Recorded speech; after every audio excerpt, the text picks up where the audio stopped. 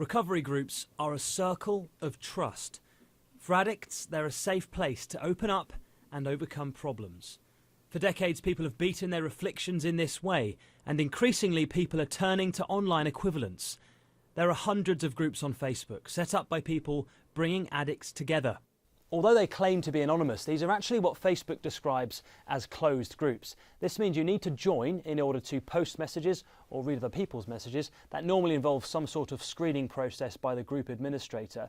But what many people don't realise, including some of those administrators, is the membership lists of these groups are easily findable and even searchable.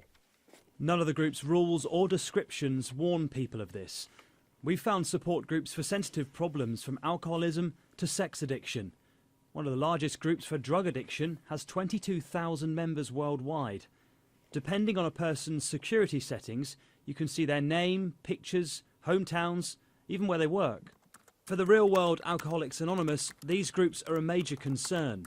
The fellowship deliberately doesn't have a Facebook forum because of fears of this type of thing.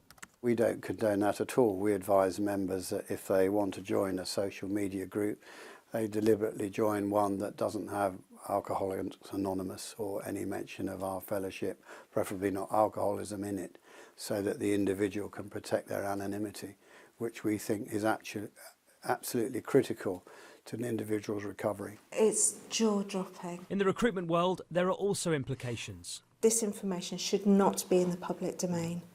A third of HR people have said that they have rejected people precisely because of things that they found on social media. So we know it affects people's chances. Now I think if you're on a self-help group, it's just giving an employer who doesn't know you, who doesn't have any relationship with you, a note of caution. They're thinking, is this person troubled? Is this distressed? Does this affect their ability to do the job? Of course, it works both ways. We've found dozens of people who say they're CEOs of companies. We've found sheriffs, head teachers, and even a League One footballer. All apparently struggling with personal issues that could affect their reputations.